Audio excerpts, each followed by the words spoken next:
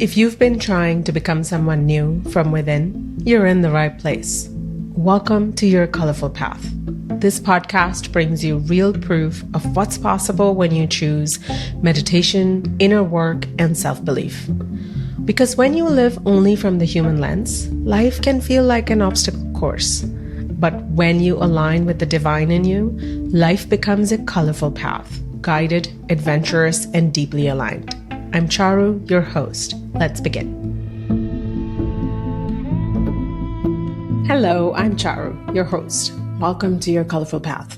Today, I'm with artist, author, and speaker, Cara Elizabeth, creator of Animal Apothecary, an oracle deck of 44 hand-drawn cards and a guidebook shaped by a fusion of indigenous American philosophy, Jungian psychology, Chinese techniques, and many other spiritual principles.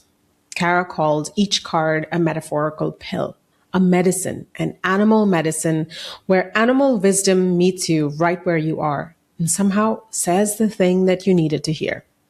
And the reason I wanted her here is simple. We've all been there, feeling lost, confused, and quietly craving direction despite all our spiritual practices.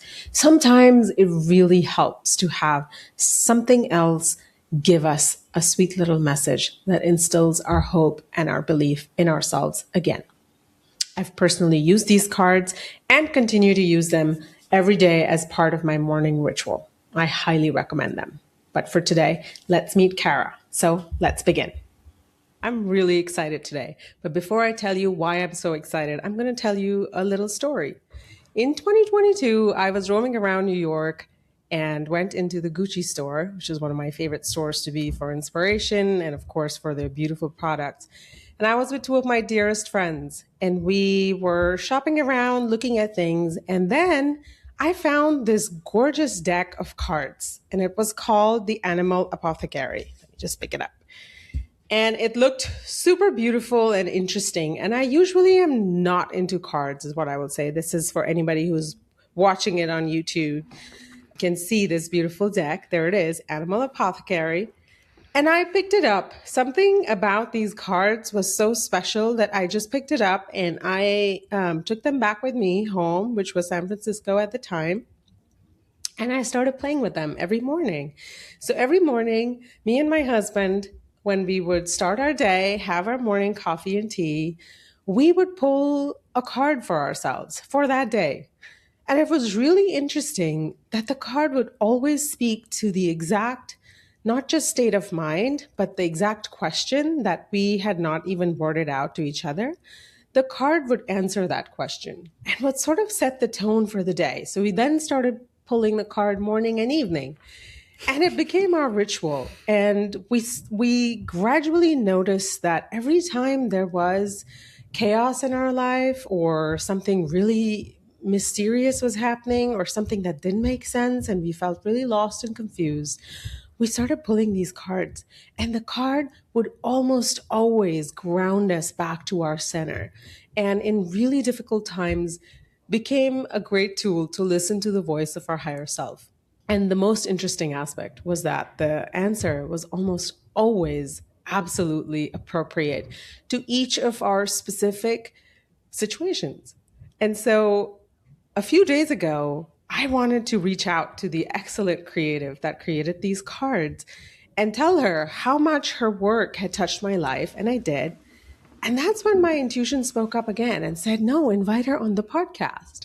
And of course, my first reaction was, oh no, what are you talking about? I don't know if she will say yes to coming on the podcast. But you know what? I know better. I asked her anyway because intuition said so. And I followed that inner calling and she said yes.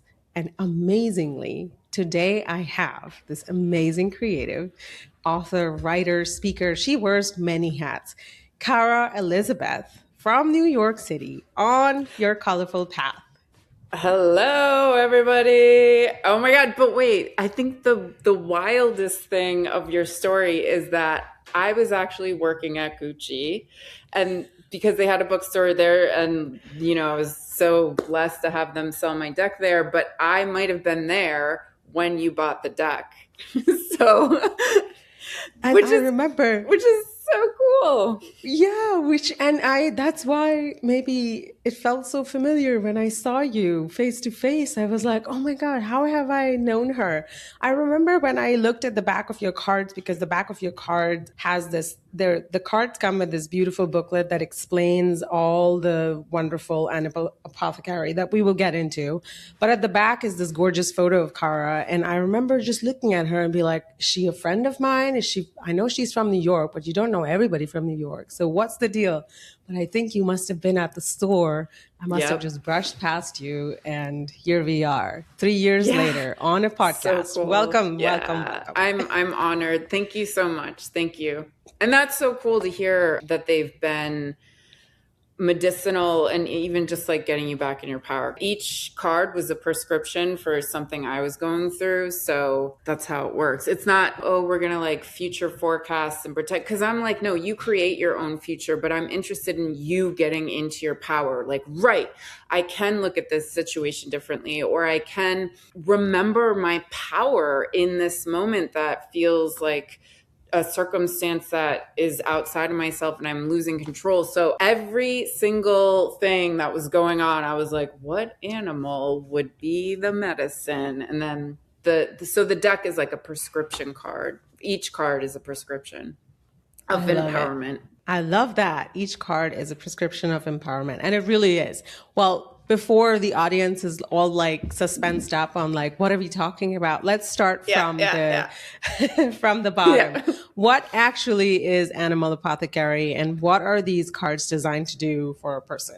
At its core, it is inspired by trauma, animal medicine, and different psychological and spiritual modalities. But for those of your viewers who don't know what animal medicine is, it is the North American indigenous philosophy that when an animal appears in our life, that if you study their behavior, their meaning, their lore, that it's usually mirroring something back. Or it could just be like, how did it show up in your life? Or maybe a certain animal or insect showed up at a pivotal point, and then years later you're going through another transition and that animal shows up. So it's just kind of studying the behavior and then reflecting back on like, what is that mirroring to me that I need to understand? I'm a Baha'i. I grew up a Baha'i, and we're in the Baha'i faith, it's really interested in this unity in diversity of understanding all these different elements and aspects, and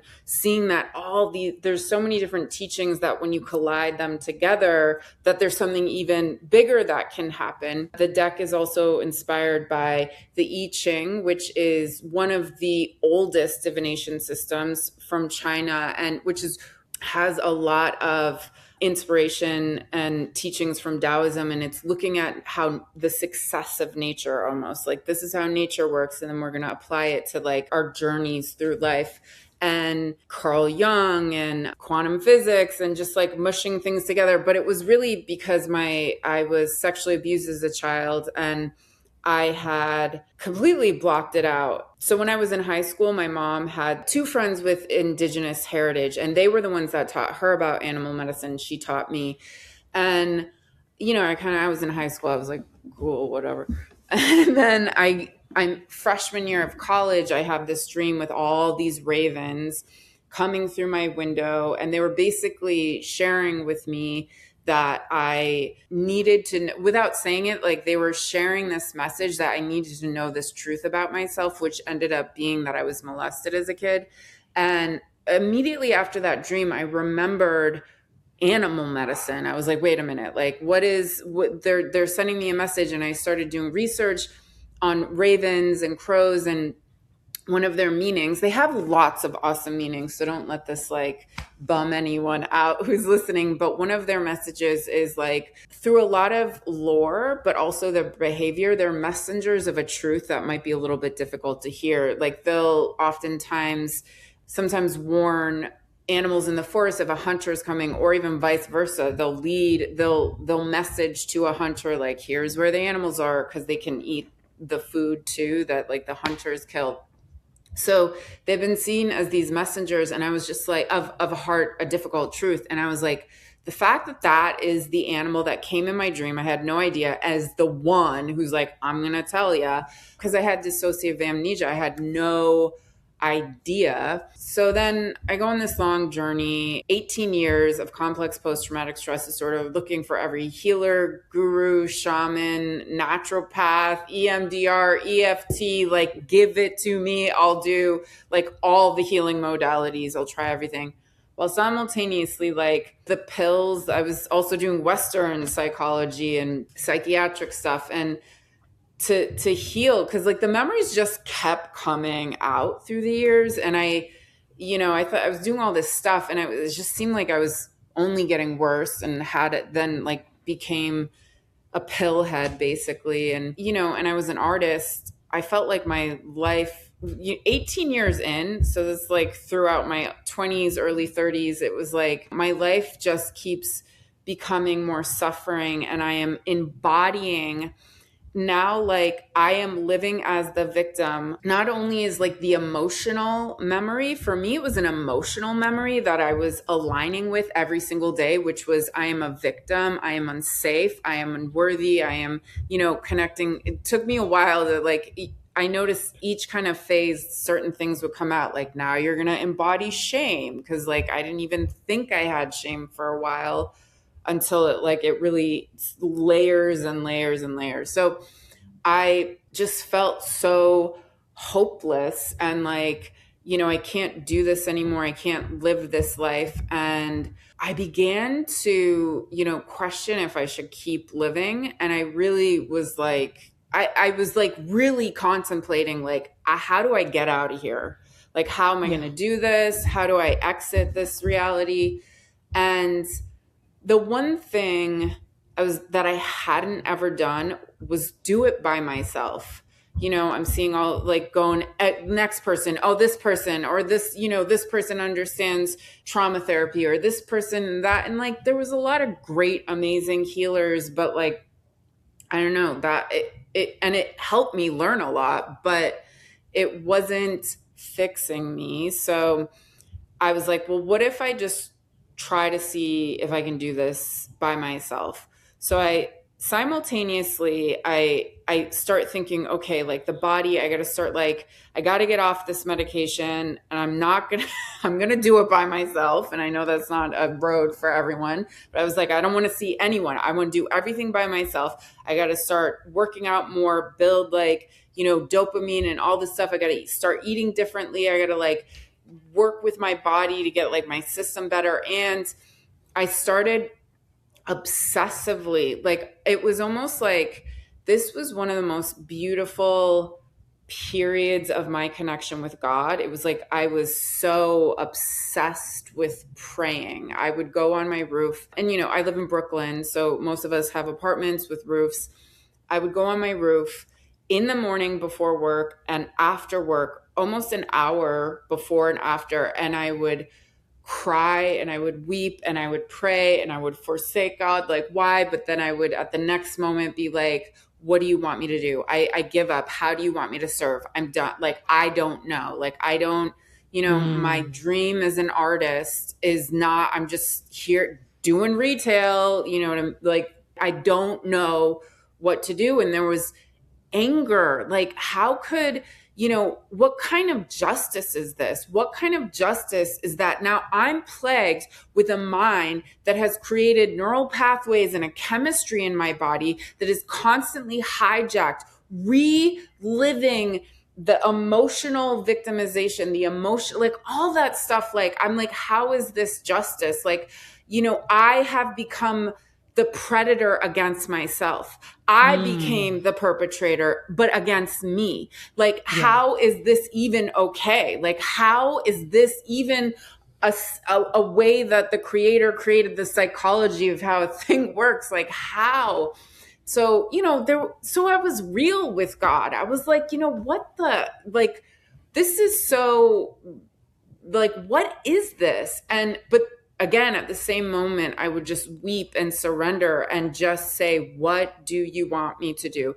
So these prayers start, and, I'm changing everything about what I'm doing with my body. And then all of a sudden someone comes into my retail store and I'm talking about being an artist and they're like, "Oh, we're opening a new Gucci store and we want this is when Alessandro Michele was the creative director, super, Amazing. he was yeah, right? He was so freaking cool. Path breaking. So, yeah, so for anyone that doesn't know him, like his father was a shaman. He was super into animals. He's super into just like, he's freaking cool. Yeah, he has this depth. But anyways, he was really into artists and he wanted to create a Gucci store because Gucci was like, it was popping off at this point. This is like, 2016, 17, 18, 19, all those years he brought Gucci back.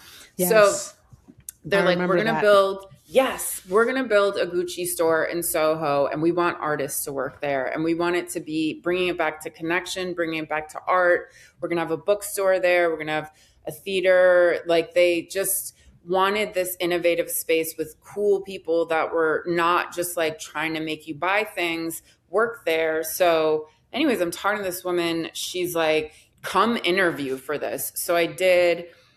And then I didn't ask for that. Like, I was like doing the pray, cry, scream multiple times a day, changing everything. Okay. And then all of a sudden someone comes into my job and is like, you should definitely work at this new concept store that Gucci is doing. So anyways, I interviewed, it took a while and I got the job. Okay, I get there, there's animals everywhere. Everywhere there's animals. And I'm like, what if I talked to the director of the store and I was like, if the salespeople knew what the animals meant when they're selling the wallet with the bee or the belt with the king snake, they would actually be able to like sell this in a way different way by making it super meaningful. It's like a talisman that they wear and carry. And I was like, you should let me do a morning meeting on the animal meanings. So I'm going to show you. She's like, sure, do the animal meeting. And I'm just looking for a card to reference. Okay. So I'm like, I'm going to talk about the king snake and the bee. So I made this card. This was nothing. I was not trying to make a card deck. I was just to show the staff, here's a card, here's the meaning of the bee, here's the meaning of the king snake, and Alessandro had that like mystical background and I spoke about alchemy. And for the viewers that are listening, I'm showing the card that I first made to give to the staff with the bee and the king snake and the alchemy symbol. And I handed it out, right? And then because I made all these cards and I printed them and I cut them out. And then when people would buy like a wallet, I was like, oh, we're going to put this card in your wallet because it has a bee on it or a king snake. And I would tell them the meaning. And then I'm like, okay, I want to do another meeting with them. So I do the tiger. And then, I make a card with the tiger. My favorite. I teach the staff about like what the tiger means. And then it's like, oh, there's like, now they just did something with pigs. I'm going to teach the staff about. So I kept making these cards and it was super fulfilling. They're like retail was not the thing I wanted to do. It was just like, as an artist, how I supported myself. But I'm like, this is so cool. They're like, I'm making cards. I'm giving them the staff. I'm teaching about the animals. And then because everything from that moment of me, that dream with the ravens, I actually ended up becoming like obsessed, and not even obsessed, but in love with animal medicine. I found it the most, so I already had a lot of wisdom and just such a connection to understanding what animals mean. So then more and more and more meetings, more cards. And then I'm just I like have multiple cards. So then I start telling the clients I'm working with, like, pick a card. And then I'm like, it's just going to share a meaning with you for where you're at right now. The staff is letting me, they're like, this is super cool. Like, they're letting me do readings. And then I'm like, wait, there's like more stuff. I was like, I'm like, this is doing something for me. Like it's making me understand things within myself that are empowering. So I was like, I got to work with more animals and do just more animals. So I started making more cards that had nothing to do with what was at the store. I'm giving clients readings. They're letting me just like straight up full readings at the Gucci store. And like, this is all simultaneously in alignment with the praying to God. Like all of this, like I never thought, my art was really obscure, and not obscure, but aggressively intense with humor and experimental, putting in your face about how messed up humanity was. Now it's like the exact opposite. It would, and a lot of stuff would be about how I was so mad at like what, men have done to women and whatever. Aligning with kind of that victim mentality too, like just being so mad at everything and seeing the injustice.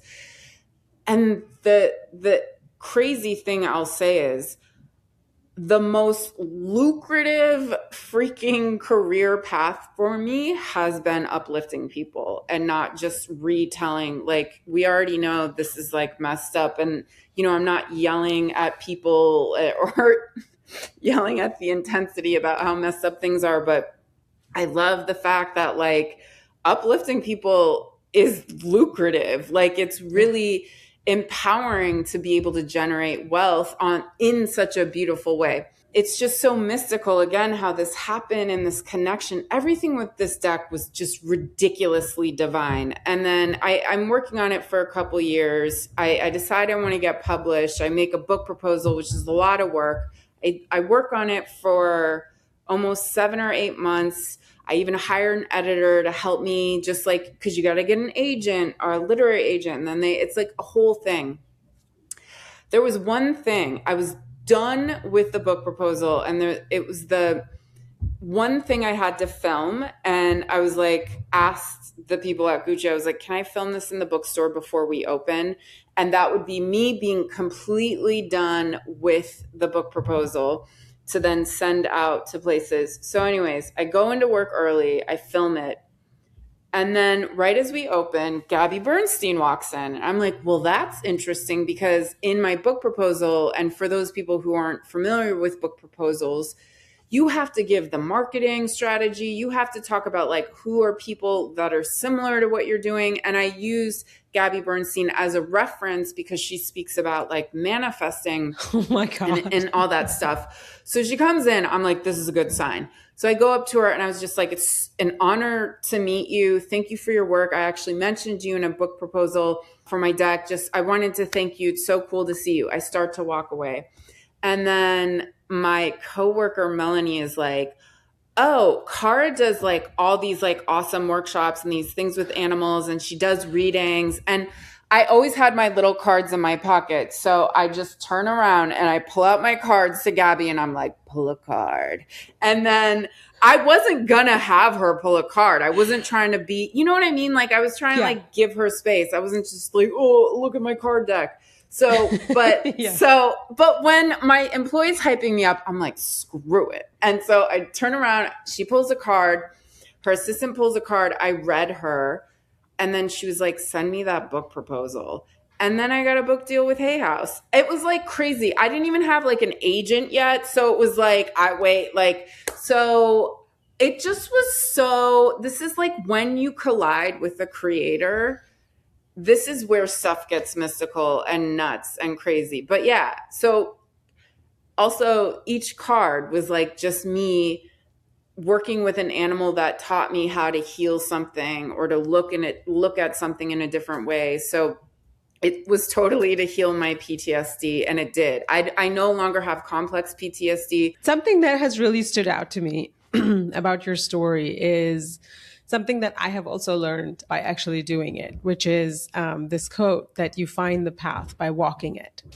Mm-hmm. Because very often we are caught in this idea that somehow one day I will have absolute clarity about what is my next step. And then the skies will part and there will be divine light and music will be playing and I'm just going to Yeah. walk my path. Absolutely not. And the title of my podcast is actually Your Colorful Path. And it is colorful, I think, in my experience, because it has all the shades of every single color. It has the Yeah. grays, it has the Yeah. dark, it has black, it has white. There are days when you don't know what the F is going on, like you said. And I'm so glad that you said that Yeah. it was Yeah. simultaneous.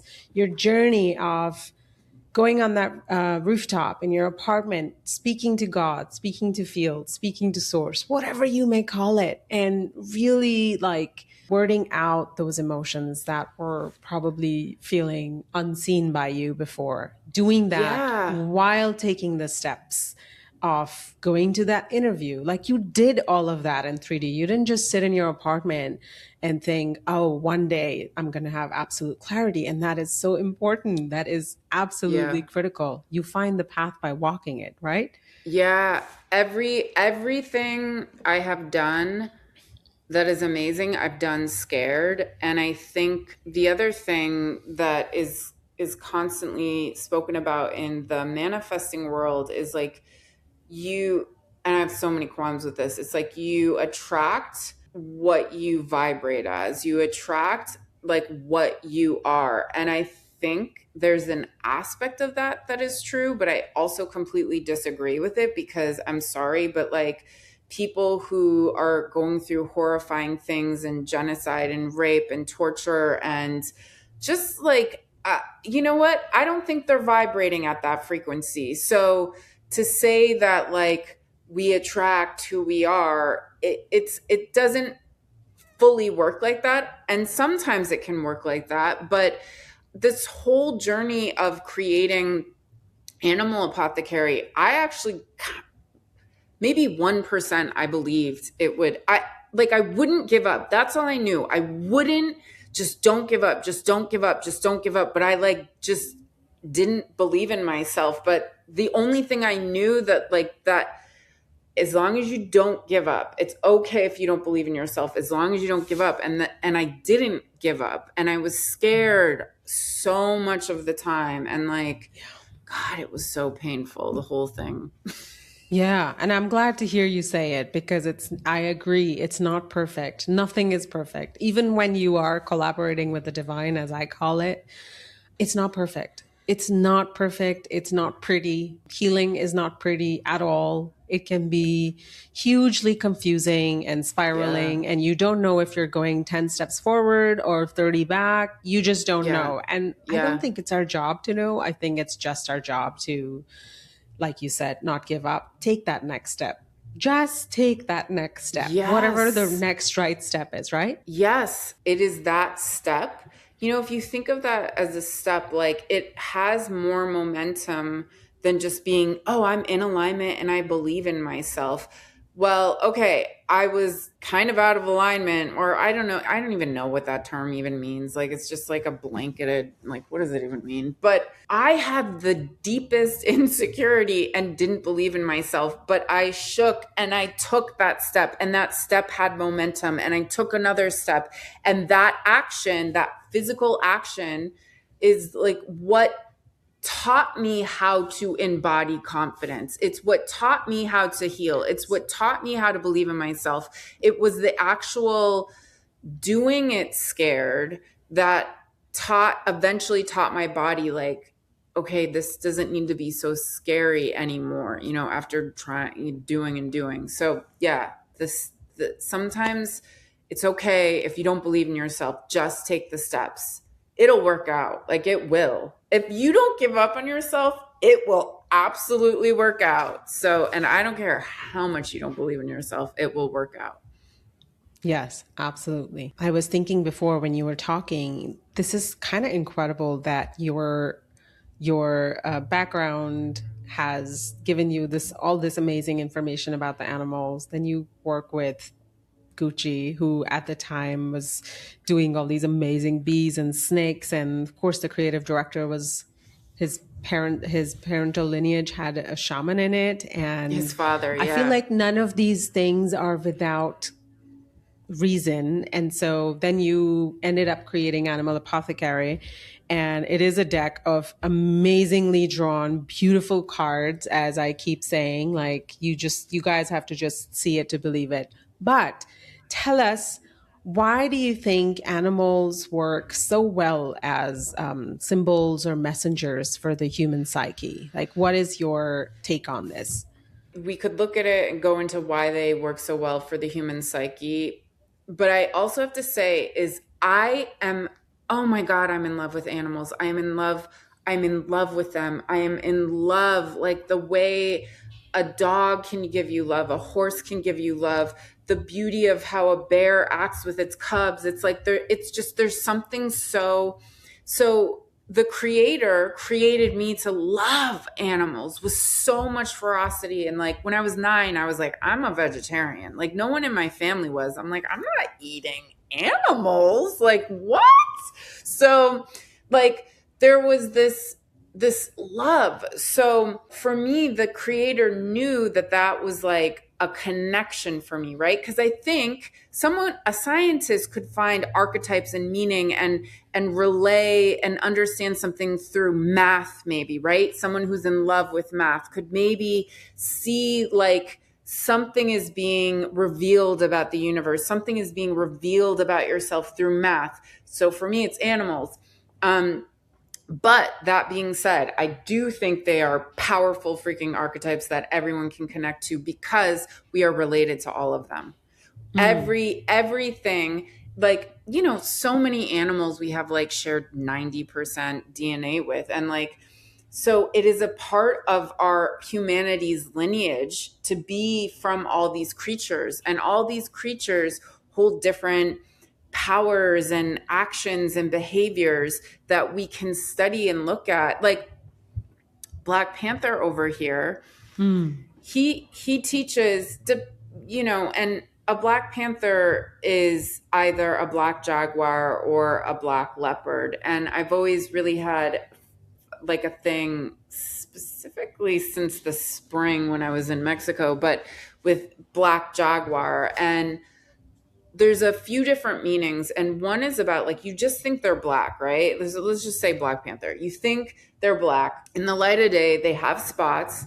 They have some auburn fur, brown fur. They're not what you think they are. So they teach about seeing through the illusion. And often when Black Panther comes up, it's about facing a something that you are holding on to, a program, a limiting belief, a fear that is not your truth. And Black Panther is asking you to see the actual truth, shine the light on it, and see that what you're seeing is an illusion, and it's scaring you for no reason, that you actually have nothing to fear. This is one of my new, we can talk about this later, but my new card deck, Body Tech. She's embodying the technology of Black Panther. She's becoming Black Panther. She does this movement to help her embody it, but it says, do not be afraid, nothing to fear.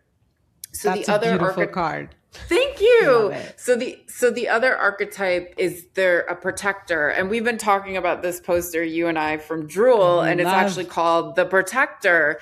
And so Black Panther also comes in as a guide that while you kind of face these things within yourself, you will be protected. He also speaks to us about being a apex predator, no longer being this like, I want to be chosen. He's like, no. That's victim talk. You choose. You be the chooser. So he's really empowering. Yeah, and everyone like might have a different relationship, or they had a dream that said something, but I just find one of the coolest things is like, what is, their behavior. I mean, really, it comes in so many different ways. Like it could be a dream, it could be behavior, it could be a movie you watched, and then you relate that animal to that. So when that animal comes, you remember the meaning of that movie. It's so, it's different for everyone, but that's why it's so cool and beautiful. But God, animals are just like seriously, I think I know like plants and nature have, but animals, I'm like, I think animals are the coolest thing in the world. They're just so cool. And they're very smart. And we're seeing now how different species will become friends and all this stuff. It's like so awesome.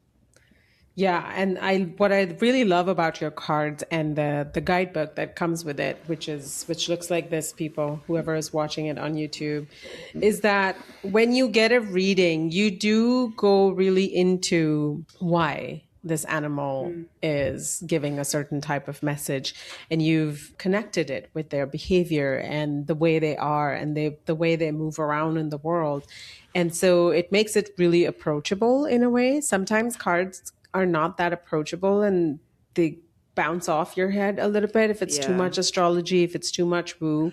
But Yeah. what was so delightful about these was that when you read about the owl and the way it behaves, and when you read about like, oh, this is how the leopard behaves, and that is why it does this, and it takes this is the fox, and the fox does blah blah blah. I'm not the expert, so I just remember Yeah. reading about these stories and being like, oh my God, that makes total sense. And you can apply that behavior in your life. It's so Exactly. strange. So it's practical. So it's not woo woo. It's like, no, I'm interested in like, I think I have like a thing against the word woo woo. I'm like, no, like I love science. Like I love a practicality, but I love mysticism of everything and like Yeah. aligning the mystical with like science. So I'm not all the Yes. way, you can't, it's like they both, science and spirituality, you have to bring them together. And Yeah. I've had like people who are so straight and narrow be like, oh, right, I like they can relate to a card. Yes. They're not like, this is out there. It's like, oh yeah, this is like totally, I can apply this to exactly something I'm going through.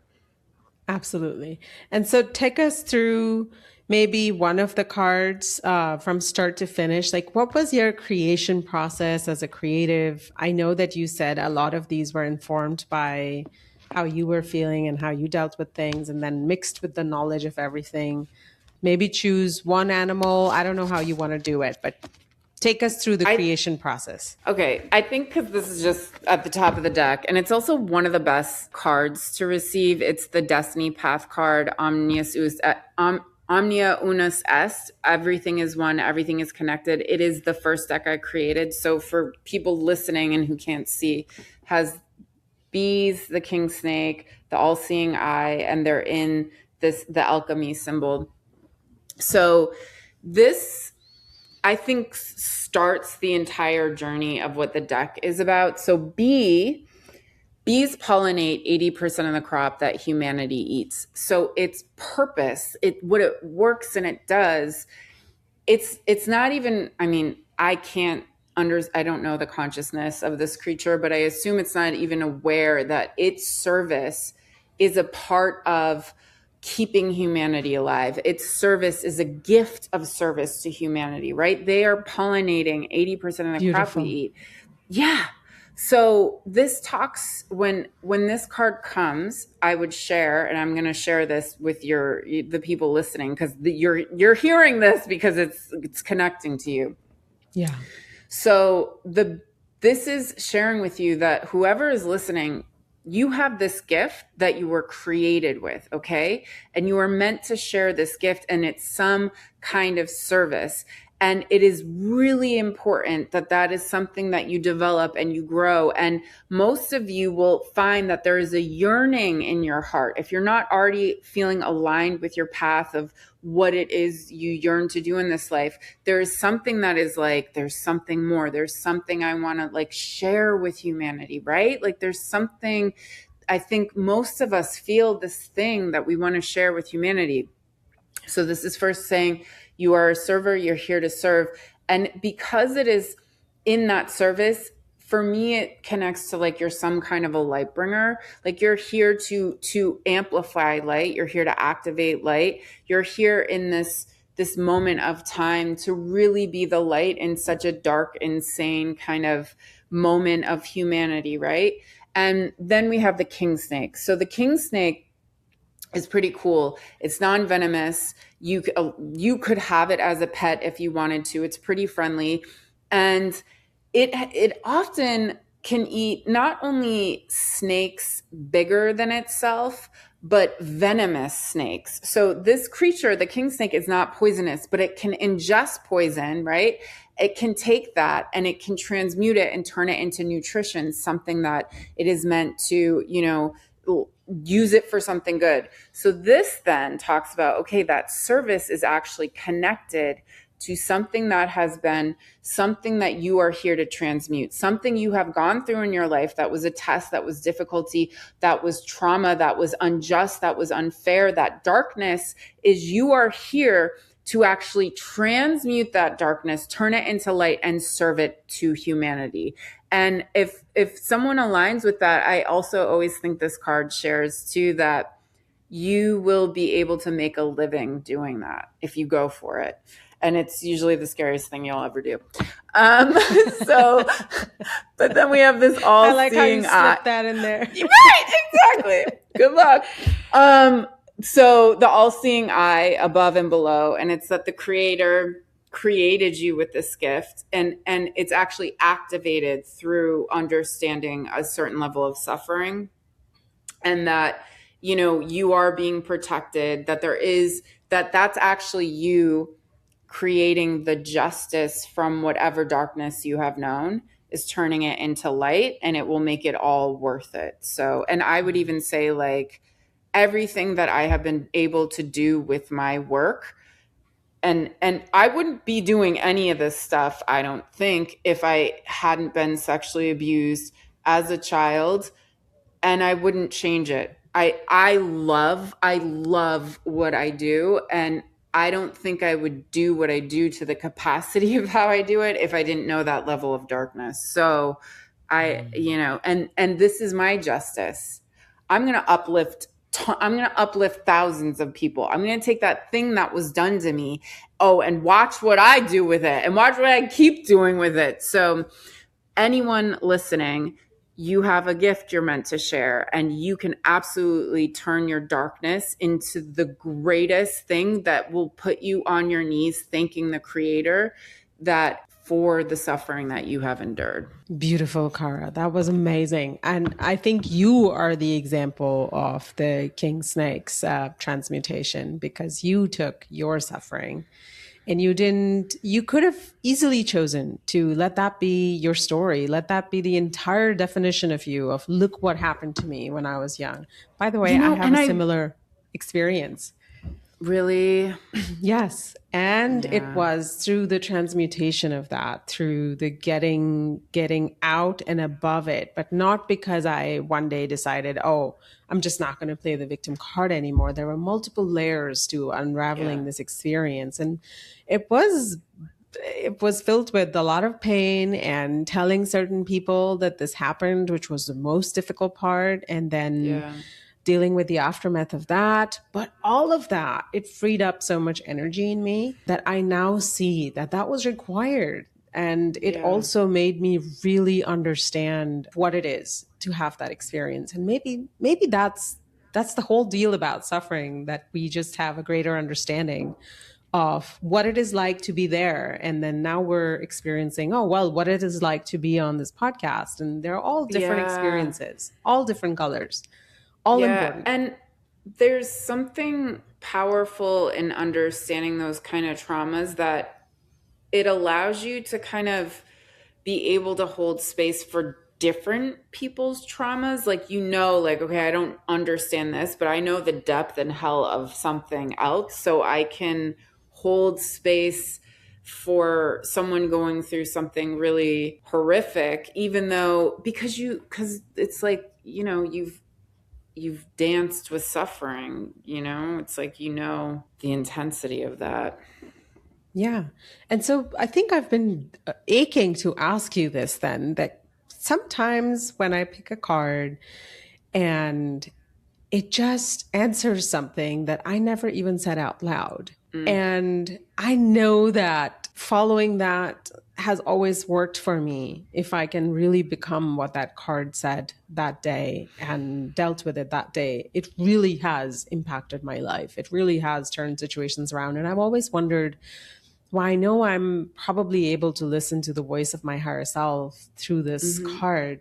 What I've never understood is the mechanics of it. And I'm wondering if you have a take on it. Like, I think it could be multiple things, but I think one, like in one version of reality, it might be that a card is holding a certain frequency, and there's almost like a yearning in your energy system that is yearning for that specific frequency. So your hand just naturally goes and grabs that. That's one possibility. totally. Another possibility is that I always think you're giving yourself the information. So it's almost like the cards are channeling you, an aspect of you who wants to share that information with you. That's another aspect. I love A that. very broad, yeah. Another very broad aspect is that every card could apply to your situation. And you're choosing one and then filtering that understanding through whatever is going on. I like all three of them. I think I've understood from my own journey that there's never just one answer. There's never just one reason why. Exactly. There's multiples. And I do think that there are multiple parts of us inside us. And I think what I'm understanding about the mind and how it works is that all those parts are constantly talking to each other and to you. And then that's what the noise becomes. And I think somewhere in that chaos, if we don't have a moment to ground ourselves, the voice of the higher self sort of drowns out. And then you need something, either a meditation or a walk in the garden or something to just shift the volume of like, okay, you guys all quiet down now. I'm going to listen to this. And I feel like the cards are always able to do that for me, where I can just tune in to like, no, Charu, stop with that and go here. Well, the other thing I was thinking when you were talking that I did with the cards is that before and like during their release, I would actually go on these visual journeys of working with all the animals, setting them free to meet the people they were supposed to work with. I literally created the deck to go work with the people that they would fall in love with and they wanted to work with. And they, so you're one of them. And they just, so it's this other, I believe it has a consciousness of its own. Like as artists, when we put it out there in the world, we have to let it go. And I really recognize like, it is alive in its own way. And I was just like, go find the people, like go share the medicine with who you think you want to work with. So that, I don't know. I just thought of that while you were speaking. So beautiful. Cool. And I completely resonate. I do that. I've now made it a practice. I didn't start that way. I've now made it a practice to do that with the fine jewelry I create, because I feel like speak to whoever needs that message and would cherish it as a sacred object, because I don't want it to be another piece of jewelry. I want it to be a sacred reminder for somebody of like the power that's inside. I want her to remember in that meeting when she's going in and she's feeling nervous about, I don't know if I'll be able to speak, or if I speak, if my idea is going to be stolen. I have a necklace I designed for it, and it's like the blue energy of turquoise. And once you have it on, I'm like, well, now become that person that can speak their full expression and just go for it and not have that hesitation in her voice. And so go and find it. And it's strange. The people who find my pieces are different than the people I thought would want my pieces. Does that make sense? And that's cool. It's like we have this idea and then it's not even that. But I love that you shared that. First of all, that's like the coolest thing ever, because you're injecting your work. First of all, I just honor jewelry so much. It's this adornment that is an enhancement of our consciousness, I think. And the fact that you're aligning and focusing specific work in medicine and the work that the jewelry should do, like that is so freaking cool. And for any creatives, listening to both of us, how we both do that in our own ways with our work. Like, infuse your work with an intention, because it works. It It works. really does. It's strange, like, how I came up and said to you, Cara, I love your cards. They speak to me so clearly and so resonant. And then sometimes people come to me and tell me about a piece, and my pieces are not like the usual pieces. You really have to know. And there's this piece I designed, it's called Intuition Eye. And it's so you can tune into your intuition and remain grounded there. And somebody came up to me and said, is your piece, does it have anything to do with intuition? And I was blown away. And I was like, how did you Oh, know? And she's like, cool. it just, it's indigo, it has this. And I was like, oh my God, like, this is the power of working with the divine. Yep. Because Yep. as a designer, I've designed many things in New York and jewelry, so many things, right? But I don't know if the person really got it. But Yeah. this Yeah. time, they really get it. And it's such a beautiful experience to experience that as a Yeah. creative. It's so fulfilling. Because you're seen, like, through your work. Your work is seen, and then that means, like, and then you're seen. So it's like an honoring, someone. It It's like really someone being is. able to honor your work, which is so cool. It really is. And yeah, so anyone who is listening right now and is feeling like they are either in the middle of creating something that they know is like the sacred calling, they're working on it, but it feels like muddy and chaotic and they can't tune out the mind and like really become a clear channel to get it out through you.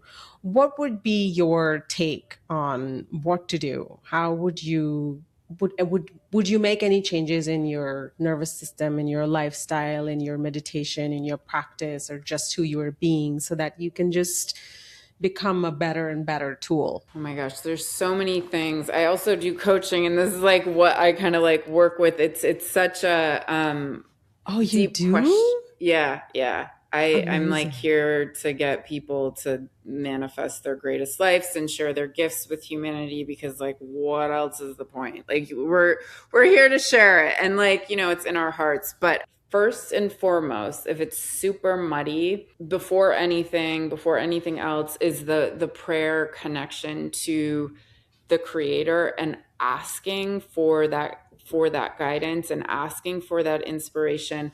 And here's the biggest thing: you have to act as if your prayer has been answered. This is not, I didn't do this. This is what I do now. But I wasn't doing that when I was cry praying every day on my roof. If you look, so many different cultures in the Bible, in the Quran, in Hopi elders, and the Baha'i faith, all these different spiritual teachings really give it to us, humanity, and it's like, you just got to act as if your prayer has been answered, and really embody a new level of truth, and see the end in the beginning. I think we're so hypnotized by the current moment, and like really understanding that this moment, that if someone is like in a difficulty, in that muddiness, is actually a part of getting you to this thing where you want to see, getting you to this next level. There is nothing like dependence on the creator, because that's all there really is. And really just having a real conversation about, even I think when we're praying, I think there's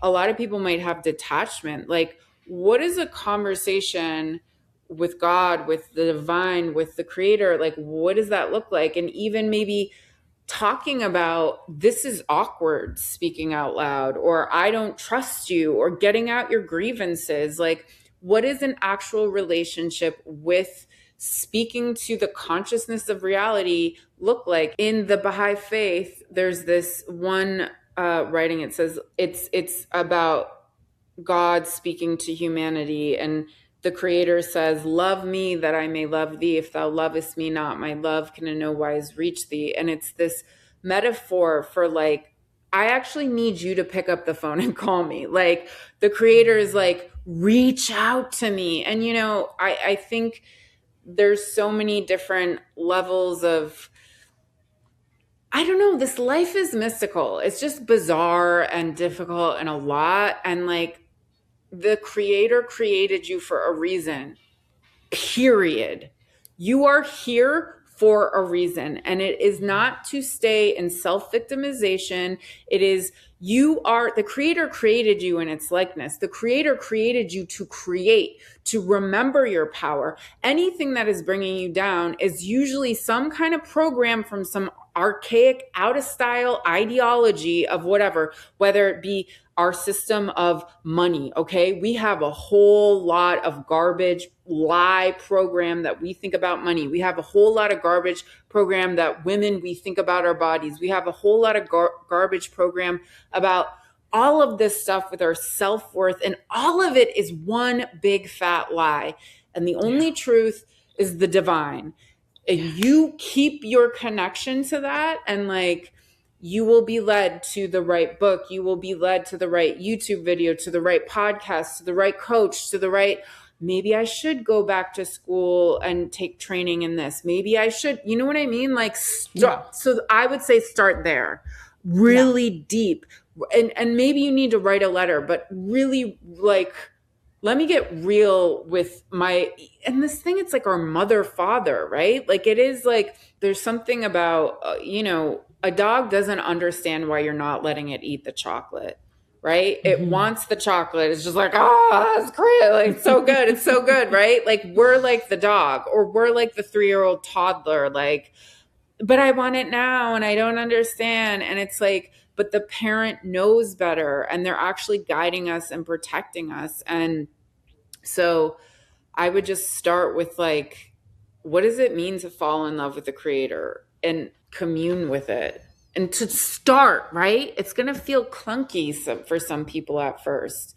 Then it gets easier and easier. And then all of a sudden there's like inspiration. All of a sudden you're led to a thing. All of a sudden a door opens, and it's freaking awesome. Yeah. And I agree 100% that there could also be many paths. There could be a path that doesn't look like the one that I have or Cara has. You may not take up meditation. You may take up something else. You may be able to pray. You may not be able to pray. Maybe you can just write the letter to the field, to God, whatever you may call it. Whatever you want to call it. Exactly. Yeah. Right. All of those are not the important part. The important part is, I love that you said, like, just pick up the phone. Like, you pick up the phone. And I think why that's important is because you are sending a signal out. In taking that action, you're sending a signal out. You're changing your frequency. You're changing your vibration just by taking that action. And I keep going back to your story, which was really inspiring, that you were doing everything amidst the chaos. And it's never a perfectly put together dotted line of then this happened, then this happened. No, you were having your cry conversation with God. You were coming out, you were going to work, you were taking care of your body. You probably fell from that grace many times in the day, picked yourself up back, like all the time. Went back to that prayer at night. And I think somewhere in the doing of that is the transformation. And if you don't notice it, you're probably on the fast track. Right. You never notice it. You never know. The thing too, when you start getting deep into it, is it's really unknown. It's really, you'll have a nice couple months every now and then where, oh, I'm on my structure and this is working out and it's all, and then all of a sudden there's just this, here we are again, it's something unknown, feeling like something needs to change, but I don't know what, I have no inspiration, like something. And those unknown moments are actually gold. And you just kind of have to endure it. And it can be difficult, but it always, it yields fruits. And that's the path. It's so funny. I love, like you love animals. I also love animals, but I also love gems and crystals. Yep. And I think that they speak to you. Yeah.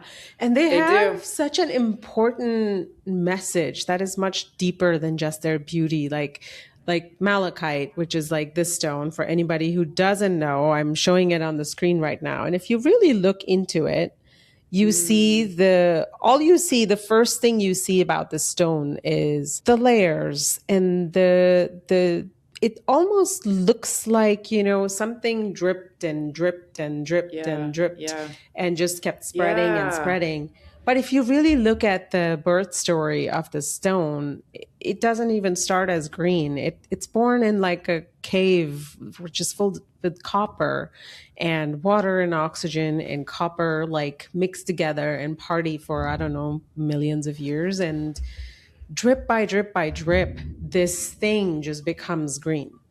And it doesn't wait for all the other elements in the cave to change and become their prettiest selves. No, it just goes for it. And it goes for it at this pace where it just turns the whole thing into this beautiful, almost mystical green forest inside the caves. And I love this gemstone because of that, because this is the stone that always reminds me that transformation is slow and slow is good, and layer by layer. And even that's good, because look what you become by the end of it. And each layer is a different story. You're like this multi-layered being, and you're changing so many layers. And so I actually made it into this necklace, and I call it the Becoming necklace, because I'm like, malachite is all about becoming. I love. Well, see, here's the thing is that people listening to you, you're sharing this concept, right, of why we should, but this is actually the message we need to, this is the gem medicine. You're teaching gem medicine right now, and you're sharing with the audience that whoever's listening right now is actually in a stage of becoming. And so that is freaking, like, you're not bringing that up for no reason. Like, it's like, but that's the medicine, right? It's teaching us right now. I'm listening to you and I'm like, wait, I am in a becoming of this next thing, but it's been taking a long time and I was like unsure. And it's like, yeah, but when you actually get to this thing, it's going to be so much more beautiful than like your previous or current comprehension can even comprehend. So I love that. Yes. And on that note, I want you to speak about what are you creating next, because I have a little bit of a glimpse into it and I'm really interested in it, and it's like the next level, guys. I can't wait for you to tell us what's coming from Cara next. So it is body tech. There's actually a lot of gems in this deck. See, there's gems. Yeah, there's a lot. Yes.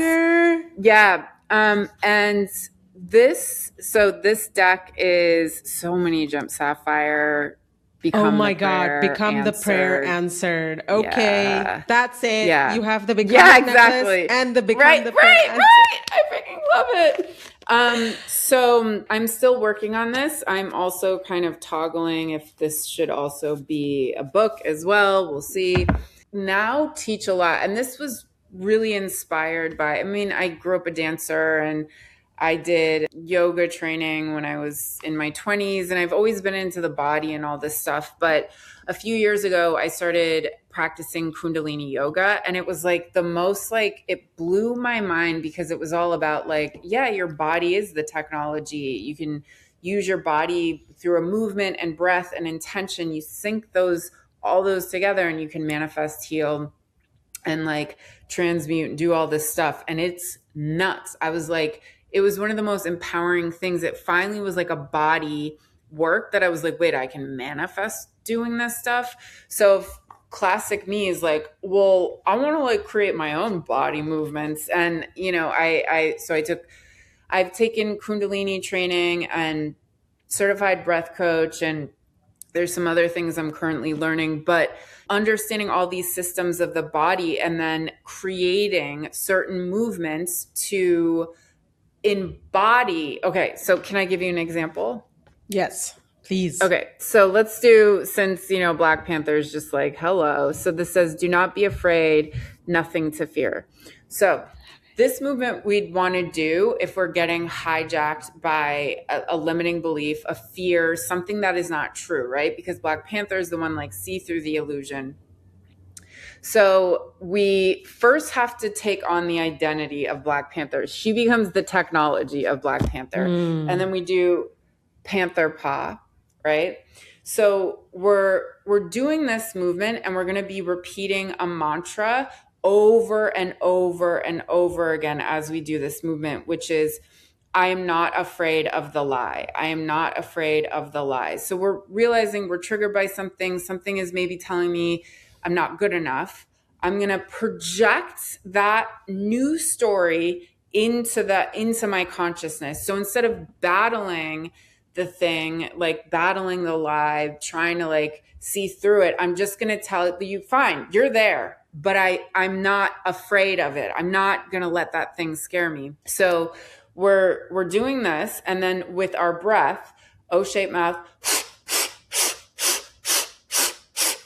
So as you do this movement, you're doing the breath and you're projecting the mantra over and over. I am not afraid of the lie. I am not afraid of the lie. You do this 90 seconds to 3 minutes. And honestly, if you did something like this every day, there's a couple movements I do every day. It activates the technology even more and it makes it even.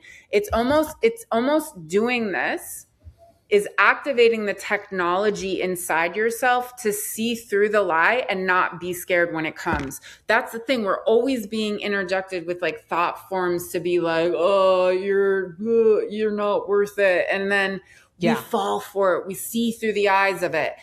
This is like programming yourself to not only be like, oh, right, you're a lie, and you don't even scare me. And it's like, fine, you can be there, right? We're not battling it anymore, because I think a lot of us are just like battling our beliefs and battling our thoughts and like trying to fix it. And what I love about this card, it's like, no, if you actually just see it for what it is, then it's not going to scare you. So let it be there. Let it do its thing. And you're just like, whatever.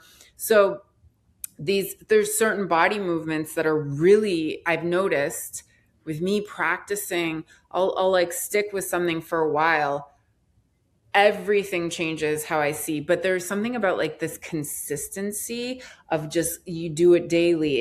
It activates like the technology of the card. So anyways, with these cards, you would pick one, practice the movement, or, you could even kind of just like assume your own, like what it connects to you, to maybe what you would want to do with your own body. But there's guidance and wisdom. But the idea is that, instead of just being intellectual, what does it mean to embody this guidance and wisdom? And that's why you embody, you actually do like a couple, even if it's just taking the posture or something, you're practicing embodying the guidance. Because I think us being so intellectual, and I think it was like, I think we're coming into an evolution. I think we were embodied, and I think it got really intellectual.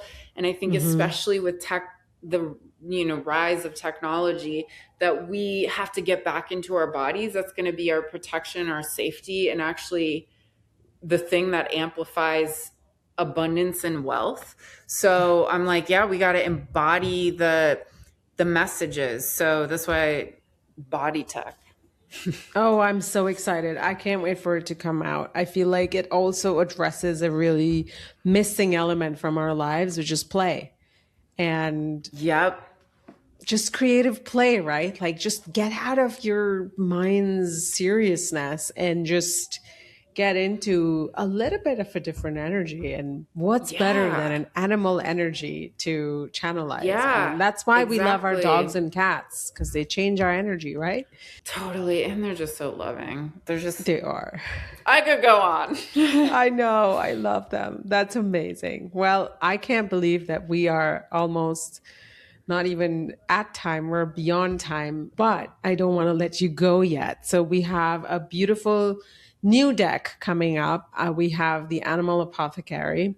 You're also coaching people through creating beautiful things. So tell us all about anyone who wants to work with you, buy the cards, chat with you, connect with you. How do they find you? What's the best way to reach out to you? You got your basics like YouTube and Instagram. So it's at Cara Elizabeth Speaks. And then my website is where you can like get deeper with what I do. It's caraelizabethspeaks.com, www.caraelizabethspeaks.com.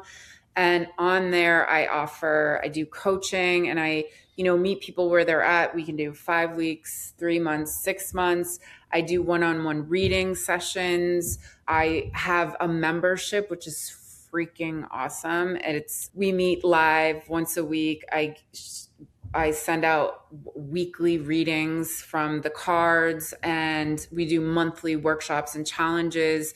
We do these challenges together, the body tech movements and everything. It's so cool. So the membership, I would say like you get the most access for like the least amount of money if you would want to try out like what my flavor is. But yeah, I gotta say though, one-on-one coaching is so awesome because it is the funnest thing for me. And I think because of the joy that I like bring in that, it really activates this potential of, the person that we're working, together with. So it's really cool. And then Animal Apothecary, it's on Amazon. It's sold all over the world. A lot of places have it. So, but Amazon definitely has it. It's also in Japanese if you live in Japan.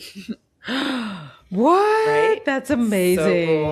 So cool. Yeah. I hope it continues to do a lot of other languages. I think Spanish, really, I would love Spanish. Yes. I have a lot of people from Central and South America that are like, when is it going to be in Spanish? Yes.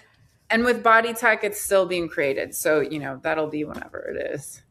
But yes. I'm so honored to be like, this conversation was so cool, and what you do is so freaking awesome. And like, thank you. I just think you're a gem reader. So you're freaking awesome. Thank you. I love that. Oh my God. I'm definitely in love with them. As a bonus, before we sign out, let's do a reading for our audience. Okay. All right. How do you have to lead the way? Do you want me to ask a question on behalf of the audience, or do we just go in and? So I would do two things that I want everyone to connect to. One, I want to connect to guidance and advice for anything that anyone needs that is working through overcoming, period. Whatever we're dealing with, whatever you need, any guidance, wisdom, and advice on that, that's one. And then I want you to think of your most empowered self, who is living their fullest life, who is manifesting their dreams. So just take that moment, try to grasp that. And then we're going to ask that version what guidance, wisdom, and love it wants to share with you. So first, let's rewind, going back to any guidance, wisdom, love, just to work through whatever might be coming up for us. And then connecting to our most empowered self, who is really living in their power, manifesting their heart's deepest desires, really embodied in seeing that they can create a life that they are so in love with. So 4 cards. So I got 2 from 2. This is for the first guidance and information on the difficult thing. So overcoming the difficult things. So we have Black Swan here. Sorry, the mirror. See beyond the past. And we can see there's this beautiful black swan, and he's looking. If we flip the card, and I'll just say this out loud for people who aren't watching, we see that the swan is looking at his reflection in the water, and it's actually his hurt child self. So it goes back to that old story of the ugly duckling who's like made fun of by ducks. You're not good enough, or you're too ugly, whatever. And it's like, they made fun of him because he didn't look like a duck. And it's like, well, he wasn't a duck, and like he wasn't ugly, and he wasn't a duck. He wasn't either of those things, but he grew up into this beautiful black swan and identifies as a victim and identifies as this lie he was told. He takes on the role of the lie, and he can't even see himself clearly. So when this card comes up, you're being asked to understand that you might be viewing your difficult situation, your uncomfortable situation, through the lens of a past hurt self who was maybe unvalidated or victimized. And there's some kind of honoring of like, remember who you are, see the truth of how powerful and beautiful you are. There is a false narrative that is veiling you right now to that you might be looking at your current situation through the eyes of that. It also says that there's a deep transformation happening right now, that this fire, so we have the Phoenix card, it says transformation, that there's this Phoenix who's almost out of the fire. So this tells me that there's something, whatever is difficult that you're going through, you're almost out. You're at the very tail end. The tail is only left in this fire, but you've had to go through this fire to embody this bigger version of yourself. And the Phoenix is all about the color. So it's like, color is self-expression. So to me, and we see the Phoenix's size is bigger than his past self, this little human, and now he's this massive Phoenix. So it's like, there's something about a flying creature, liberation in your self-expression, liberation in your truth, liberation in this next level. So I think whatever you're going through is burning away some kind of a veil that has connected to a limited belief that is now about going into a new level of self-authority. Like, no. These circumstances don't get to tell me who I am. These things don't get to dictate my worth and my value. I determine that. And there is some kind of success in this version who's really, I think there's something for whoever is listening, there's this next thing coming where you're getting ready to be seen. Oh, that's it. You're getting ready to be seen on a bigger level. So whatever is the current challenge is actually ridding you from what's been holding you back from like being seen on this next level. Okay. This is so funny. This is like the easiest card. This card, recharge, is like drink more water. Because you are going through a change, your whole body is recalibrating. So this says just drink tons of water. And this asks us to really honor the power of water. Like there's a lot of, I won't go too much into I won't even go into the research, but there's just it talking to your water, honoring, like when you pick up a glass of water, like, thank you for detoxing this. Thank you, really remembering the power of water. But this is, to me, you're in such a change. Your body is asking you to drink water. Need support. Like, wait, I'm just going to drink some right now. Okay. Awesome. I just have, right? No, exactly. Everyone take a drink of water. And then jump into trust. I am worth the risk.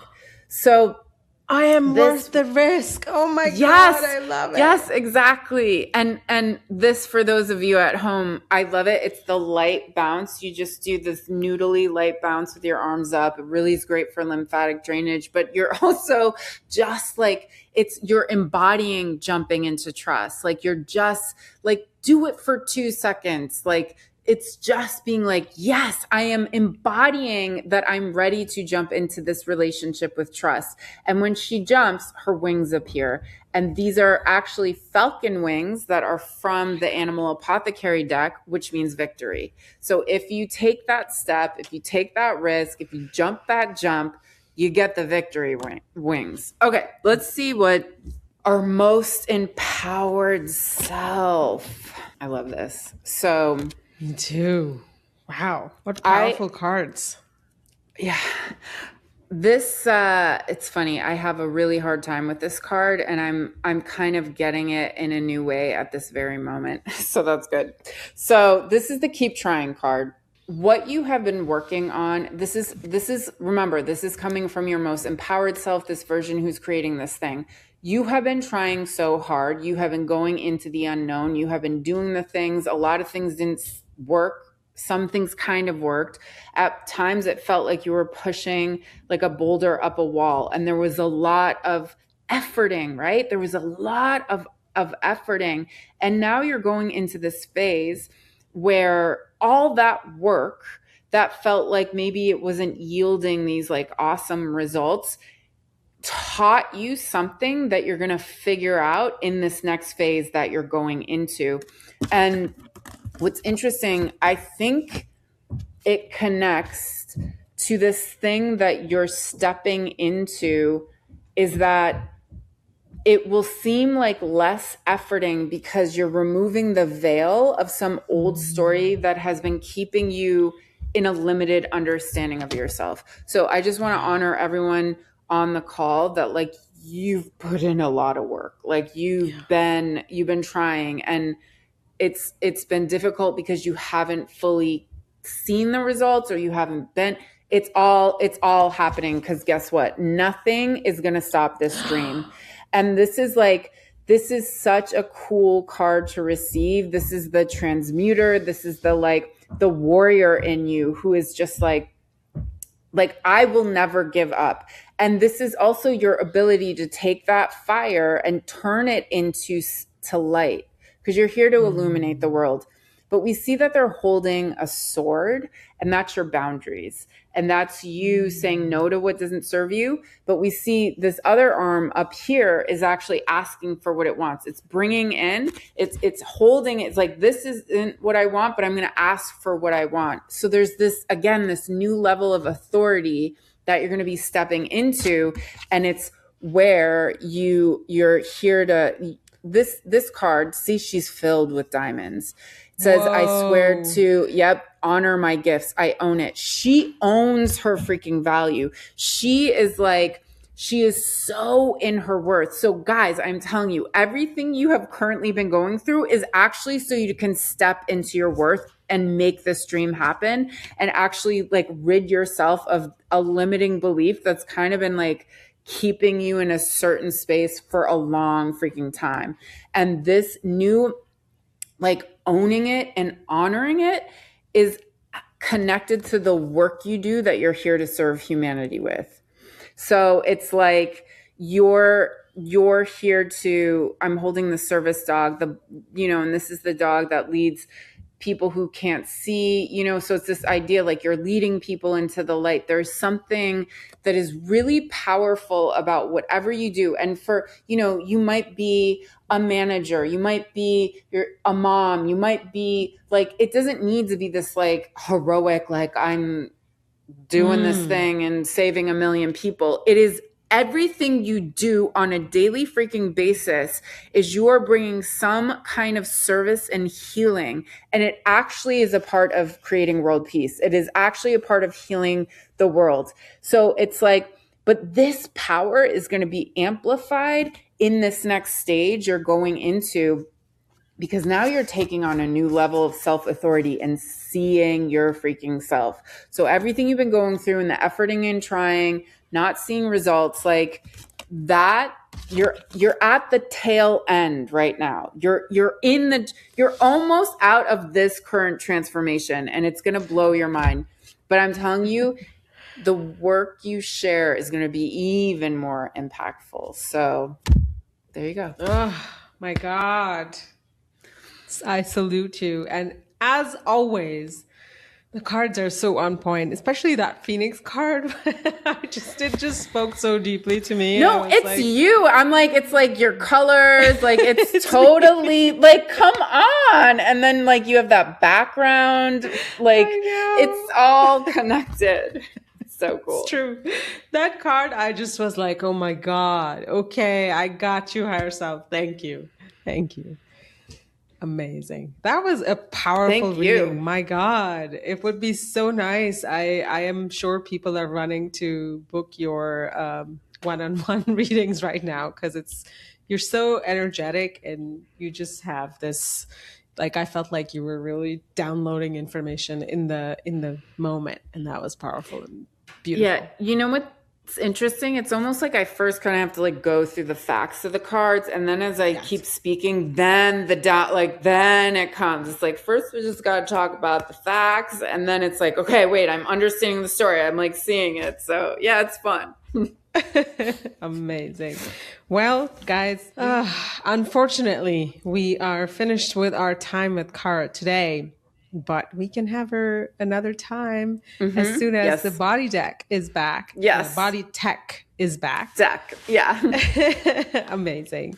And I don't know about you guys, but I thoroughly enjoyed our conversation, Cara. When I met you, I knew we were just kindred spirits, and it was so easy to just be and ask all these questions and get these beautiful answers. And as always, I really want to deeply thank you for creating something so powerful and beautiful. It helps us connect to the voice of our higher self. And for anyone who is listening, who is thinking, oh, where am I going to get these cards? The links to everything that Cara shared are all in the bio. These beautiful cards are waiting for you. I highly recommend to make them a part of your ritual every morning, every night, whenever you want, and also with family. And in the book, Cara shares many ways of doing the readings. You can do detailed readings. You can just pull a single card. There's so much good stuff waiting for you. But Cara, thank you so much for saying yes to coming on Your Colorful Oh my God, Path. of course. Charu, thank you with all my heart. You are something else. Like you are just I'm honored to just even be a guest. Like you have a beautiful power that is so brilliant with rainbow colors. So thank you with all my heart. You're amazing. Thank you.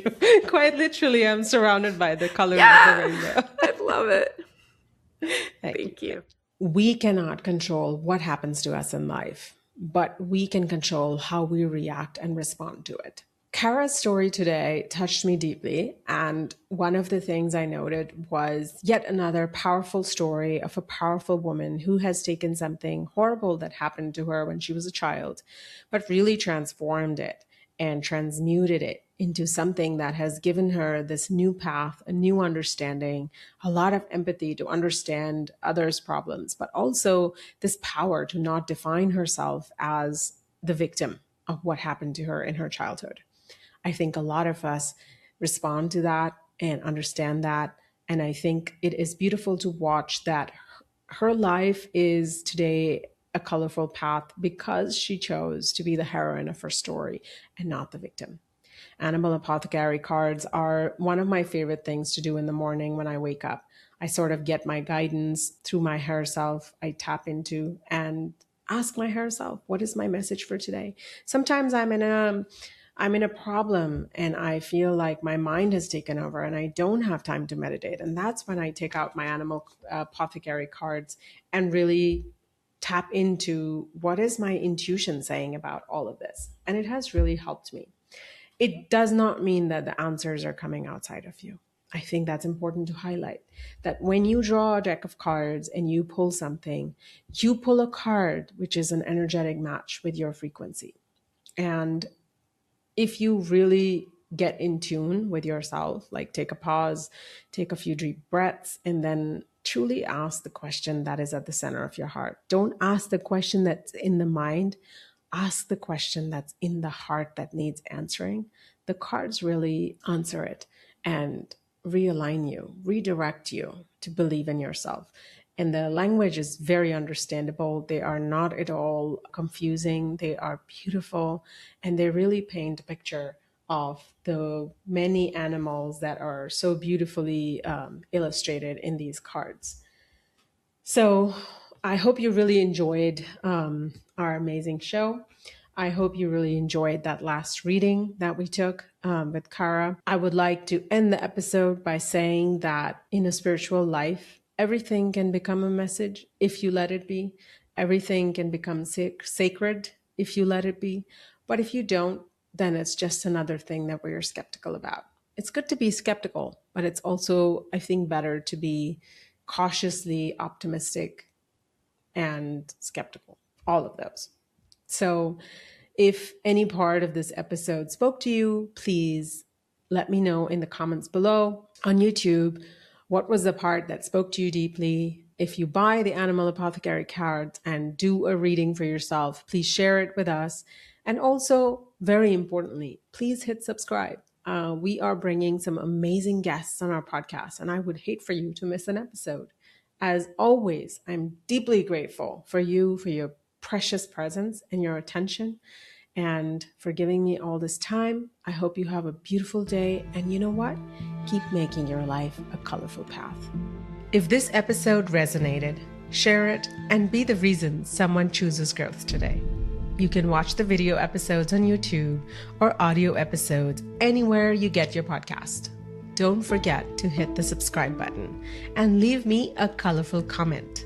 If you have follow-up questions or topics you would like me to explore, please visit me on divineamuleto.com. Link is in the show notes. As always, thank you for being here with me. Until next time, keep choosing your colorful path.